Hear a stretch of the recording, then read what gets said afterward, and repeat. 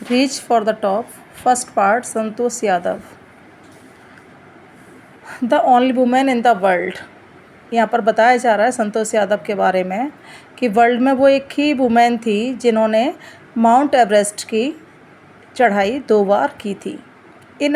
वो एक ऐसी सोसाइटी में उनका जन्म हुआ था जहाँ पर बेटे का जन्म जो है वो ब्लेसिंग माना जाता है, और जो डॉटर है भले ही उसका जन्म कर्स नहीं माना जाता, लेकिन उसका उस तरह से वेलकम भी नहीं किया जाता जितना बेटे का किया जाता है।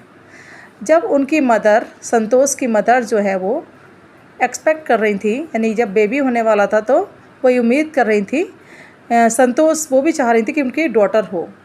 तो वहाँ पर एक होली मैन जा रहे थे, साधु कोई जा रहे थे, तो वो उन्होंने उनको ब्लेसिंग दिया कि भाई उनके एक बेटा हो। लेकिन सभी लोग सरप्राइज़ रह गए जब उस अनबॉर्न चाइल्ड की ग्रैंड मदर, यानी संतोष की जो ग्रैंड मदर थी, वुड बी ग्रैंड मदर, उस टाइम की बात हो रही है ये, तो उन्होंने उस होली मैन से कहा कि भाई वो एक बेटा नहीं चाहती हैं, ठीक है, इसलिए वो ब्लेसिंग दें उन्हें डॉटर होने के लिए। अब जो होली मैन था वो बहुत सरप्राइज़ हुआ कि सभी लोग तो ये उम्मीद करते हैं कि भाई बेटे की ब्लेसिंग दो, और ये यहाँ पर कह रही हैं कि डॉटर की ब्लेसिंग दो। लेकिन उन्होंने फिर भी भाई जो वो चाहती थी उस हिसाब से उन्होंने ब्लेसिंग दे दी उनको। और डेस्टिनी में भी यही लिखा था कि संतोष ही हुई थी। संतोष के जो और जो भाई बहन थे वो 6 नंबर पे थी संतोष, यानी 5 उनके ब्रदर थे, ठीक है। अब फैमिली, एक ऐसी फैमिली जिसमें 5 सन थे ऑलरेडी, और उसमें सिस्टर थी ये Santosh. She was born in the small village of Jonewas of Rewari district in Haryana, यानी वो हरियाणा स्टेट में रेवाड़ी डिस्ट्रिक्ट के जोनेवास स्मॉल विलेज में पैदा हुई थी। और उन्हें एक नेम दिया गया संतोष, विच मीन्स कंटेंटमेंट, जिसका मीनिंग क्या होता है, कंटेंटमेंट, सेटिस्फैक्शन, संतुष्टि। लेकिन संतोष जो थी वो कभी भी संतुष्ट नहीं होती थी अपने उस प्लेस से। और वो प्लेस कौन सा था कि उनका जो ट्रेडिशनल वे ऑफ लाइफ था, यानी गांव में जो लोग रहते हैं और जिस तरह से वो अपनी डॉटर पर, अपनी बेटी पर जो रेस्ट्रिक्शंस लगाते हैं, जो उनका ट्रेडिशनल वे होता है, वो उससे वो संतुष्ट नहीं थी।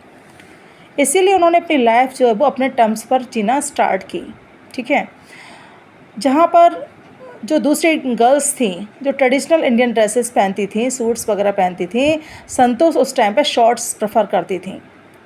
अब संतोष अगर पीछे मुड़कर देखती हैं तो बताती हैं कि from the very beginning, starting से ही उन्होंने ये डिटरमाइन कर लिया था, ये निश्चय कर लिया था कि अगर वो उन्होंने चूज़ किया है, एक करेक्ट और रेशनल पाथ चूज़ किया है, ठीक है, अगर उन्होंने सही रास्ता चुना है तो उनके जो आसपास लोग हैं उन्हें चेंज होने की ज़रूरत है, संतोष को चेंज होने की ज़रूरत नहीं है। संतोष के जो पेरेंट्स थे वो एफ्लुएंट लैंड ओनर्स थे, यानी कि पैसे वाले अच्छे खासे ज़मींदार थे, और वो अफोर्ड कर सकते थे अपने चिल्ड्रन को बेस्ट स्कूल में भेजना। और जो कंट्री की कैपिटल थी दिल्ली, न्यू दिल्ली, वो हरियाणा के पास ही थी। इसीलिए उन्होंने क्या किया कि उनकी फैमिली में जो एक कस्टम था, वो कस्टम ये था कि भाई सन को तो वो बाहर भेजेंगे अपने बच्चों को पढ़ने के लिए, बेटों को, लेकिन बेटी को वो गांव के ही लोकल स्कूल में पढ़ाएंगे, यानी डॉटर को बाहर नहीं भेजेंगे। और जब संतोष ने ये देख लिया कि भाई ऐसा हो रहा है उनकी फैमिली, तो उन्होंने डिसाइड कर लिया कि वो इस सिस्टम के अगेंस्ट फाइट करेंगी और अपने तरीके से करेंगी, ठीक है। जब राइट मोमेंट आएगा तब वो इस सिस्टम के अगेंस्ट फाइट करेंगी। और वो राइट मोमेंट आ गया जब वो 16 ईयर्स की हो गई। जब वो 16 ईयर्स की थी तो उनके गांव में अधिकतर उनकी एज वाली गर्ल्स की जो है 16 ईयर्स पे मैरिज कर दी जाती थी। संतोष के जो पेरेंट्स थे उन्होंने भी प्रेशर दिया, ठीक है, ऐसा करने के लिए। अब मैरिज जो है संतोष के लिए वो एक लास्ट थिंग थी, मीन्स जो जितने भी इम्पोर्टेंट वर्क्स होते हैं, जितने भी इम्पोर्टेंट काम्स होते हैं, उसमें जो मैरिज थी वो सबसे लास्ट पर थी। संतोष ने अपने पेरेंट्स को थ्रेटन किया, धमकाया कि भाई वो शादी कभी नहीं करेंगी अगर उन्हें प्रॉपर एजुकेशन नहीं दी जाएगी।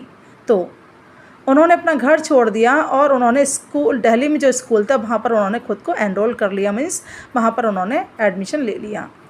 जब उनके पेरेंट्स ने मना किया कि भाई वो आगे नहीं पढ़ाएंगे और उनकी फ़ीस नहीं देंगे, तो उन्होंने अपने पेरेंट्स को पोलाइटली इन्फॉर्म किया कि वो अपने स्कूल की फ़ीस पार्ट टाइम जॉब करके निकाल लेंगी। तो उनके पेरेंट्स को फिर एग्री होना पड़ा उनकी एजुकेशन के लिए। Wishing always a study a bit more, उनके अंदर एक हमेशा से ये चाह रही कि भाई थोड़ा सा और पढ़ना है, और उनके फादर जो हैं फिर उनकी बात को मान जाते थे। संतोष ने इस तरह से हाई स्कूल एग्ज़ाम पास किए और वो जयपुर गई। वहाँ पर उन्होंने महारानी कॉलेज ज्वाइन किया और वो कस्तूरबा हॉस्टल में उन्होंने रूम लिया। और संतोष याद करती हैं इस बात को कि कस्तूरबा हॉस्टल जो था, ठीक है, उसके सामने क्या था, अरावली हिल्स थी। यूज़ टू, अब बताती हैं कि वो अक्सर देखा करती थी वहाँ पर जो ब्लेजर्स थे वो उस अरावली हिल्स पर जाते थे, और लेकिन वो वैनिश हो जाते थे। वैनिश मीन्स डिसअपियर हो जाते थे थोड़ी देर बाद। तो एक दिन उन्होंने खुद डिसाइड किया कि वो वहाँ जाकर चेक करेंगी आखिर ये लोग जाते कहाँ हैं। और जब वो वहाँ पर चेक करने के लिए गई तो वहाँ पर कोई नहीं था सिवाय कुछ माउंटेनियर्स के। आई आस्क्ड, उन्होंने उनसे पूछा कि क्या वो उनको ज्वाइन कर सकती हैं। तो ये उनका एक प्लीजेंट सरप्राइज़ था। उन्होंने यस बोल दिया और कहा कि हाँ वो उनको ज्वाइन कर सकती हैं। साथ में उन्होंने उनको मोटिवेट भी किया। फिर उन्होंने तब से लेके अब तक उन्होंने पीछे मुड़कर नहीं देखा इस डिटरमाइंड यंग गर्ल ने। उन्होंने अपना मनी बचाया और उन्होंने उत्तरकाशी का जो Nehru institute of mountaineering college था वहाँ पर उन्होंने एनरोल किया, वहाँ पर एडमिशन लिया। अब बताती हैं कि उनके कॉलेज सेमेस्टर जो थे जयपुर में उसका एंड अप्रैल में होना था, लेकिन जो है उसका एंड मई के 19 मई को एंड हुआ। और उन्हें 21 को कहाँ होना था, उत्तरकाशी में होना था। इसीलिए वो अपने घर समर हॉलीडेज़ में नहीं गई और बजाय इसके वो सीधी ट्रेनिंग पर चली गई। उन्होंने अपने फादर को एक अपॉलॉजी का लेटर लिखा, सॉरी कहते हुए एक लेटर लिखा, और कहा कि उन्होंने बिना उनकी परमिशन के उन्होंने उत्तरकाशी कॉलेज में एडमिशन ले लिया है। देयर आफ्टर, उसके बाद संतोष जो है वो एक एक्सपेडिशन ज़रूर करती थी, हर साल चढ़ाई करती थी वो, और उनकी इस तरह से क्लाइंबिंग स्किल्स थी वो मैच्योर होने लगी धीरे धीरे, रैपिडली में जल्दी मैच्योर होने लगी। और साथ ही साथ एक उनके अंदर रिमार्केबल रेसिस्टेंस था कि भाई वो कोल्ड और अल्टीट्यूड वाले एरियाज़ को वो इजीली एंड्योर कर सकती थी। उनके अंदर एक आयरन विल थी, फिज़िकल एंडोरेंस था। फिज़िकल एंडोरेंस मीन्स जो कहीं भी किसी भी एटमॉस्फेयर में खुद को एडजस्ट कर सकें। आयरन विल मीन्स मतलब उनकी जो विल पावर थी वो आयरन की तरह थी, दृढ़ इच्छा शक्ति थी। और उनके अंदर एक अमेजिंग मेंटल टफनेस थी। और उन्होंने प्रूव किया, बार बार उन्होंने इस चीज़ को प्रूव किया। और इस तरह से उनके अंदर जो हार्ड वर्क था, जो सिंसियरिटी थी, उसका जो कल्बिनेशन था वो 1992 में देखने को मिला।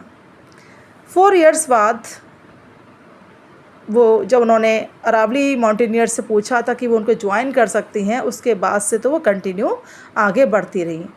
और फिर वो मुश्किल से 20 इयर्स की थी जब संतोष ने माउंट एवरेस्ट की चढ़ाई की थी। और वो वर्ल्ड में सबसे छोटी, सबसे कम एज की वुमेन बन गई जिन्होंने माउंट एवरेस्ट पर चढ़ाई की है, और इस फीट को उन्होंने अचीव किया। इस तरह से उनकी जो क्लाइंबिंग स्किल्स थी, फिज़िकल फिटनेस, मेंटल स्ट्रेंथ, इन सब ने उनके सीनियर्स को बहुत इम्प्रेस किया। उनका जो कंसर्न था दूसरे लोगों के लिए और एक साथ साथ काम करने की जो डिज़ायर थी, उसकी वजह से उनके जो फेलो क्लाइंबर्स थे, उनके जो साथी थे, उनके हार्ट में उन्होंने एक स्पेशल प्लेस बना लिया। अब बात है ये ड्यूरिंग द 1992 एवरेस्ट मिशन की। संतोष यादव ने एक स्पेशल केयर प्रोवाइड की थी क्लाइंबर को जो उनके साथ चढ़ाई कर रहा था, ठीक है, साउथ कोल पर। लेकिन वो अनफॉर्चुनेटली वो उसको बचा नहीं पाई, उसकी डेथ हो गई।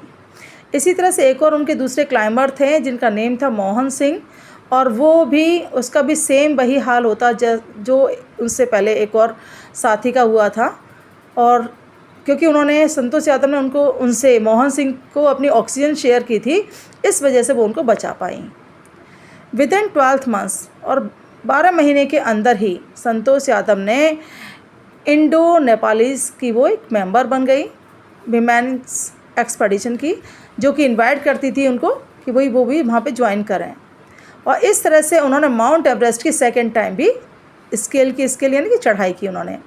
इस प्रकार से उन्होंने एक रिकॉर्ड बना लिया कि पहले रिकॉर्ड क्या बनाया था कि वो सबसे कम एज की थी जिन्होंने माउंट एवरेस्ट पर चढ़ाई की थी। अब उन्होंने रिकॉर्ड बनाया कि एक ही वुमेन ने माउंट एवरेस्ट की 2 बार चढ़ाई की थी। इस तरह से उन्होंने खुद का और इंडिया का जो प्लेस है वो सिक्योर किया, यूनिक प्लेस सिक्योर किया एनल्स ऑफ माउंटेनियरिंग में। और उनका जो अचीवमेंट्स हैं इंडियन गवर्नमेंट ने जब देखा तो उनको नेशन का टॉप ऑनर्स उन्हें दिया, और जिसका नेम है सभी जानते हैं पद्मश्री। डिस्क्राइबिंग हर फीलिंग्स, अपनी वो फीलिंग्स यहाँ पर बताती हैं कि जब वो टॉप ऑफ द वर्ल्ड थी, है ना, जिस टाइम वो उन्होंने माउंट एवरेस्ट पर चढ़ाई की थी, तो बताती हैं कि उन्हें जो है उस टाइम बहुत ज़्यादा प्राउड फील हो रहा था। Time for the enormity of the moment to sink in means बहुत ज़्यादा उस टाइम वो समझ रही थी सारी फीलिंग्स को। और उन्होंने इंडियन ट्री कलर को वहाँ पर फहराया, ठीक है, रूप ऑफ द वर्ल्ड पर। और उनकी उस टाइम जो उनकी फीलिंग थी वो इनडेस्क्राइबेबल थी, मीन्स ऐसी फीलिंग्स थी जो वर्ड्स में वो डिस्क्राइब नहीं कर सकती थी। यहाँ पर जो इंडियन फ्लैग था वो लहरा रहा था, और इस तरह से एक स्पिरिचुअल मूवमेंट था उस टाइम पे, और वो इंडियन होने पे खुद को प्राउड फील कर रही थी। साथ ही साथ वो एक स्ट्रॉन्ग और सिंसियर फीलिंग्स थी उनकी एनवायरनमेंट के लिए। वो एक एनवायरमेंटलिस्ट थी। और संतोष यादव जब वहाँ से लौटी हैं माउंट एवरेस्ट से, तो वहाँ से उन्होंने 500 kg गार्बेज को वहाँ से वो ले कर के नीचे आई थी। तो ये है चैप्टर ये, ठीक है।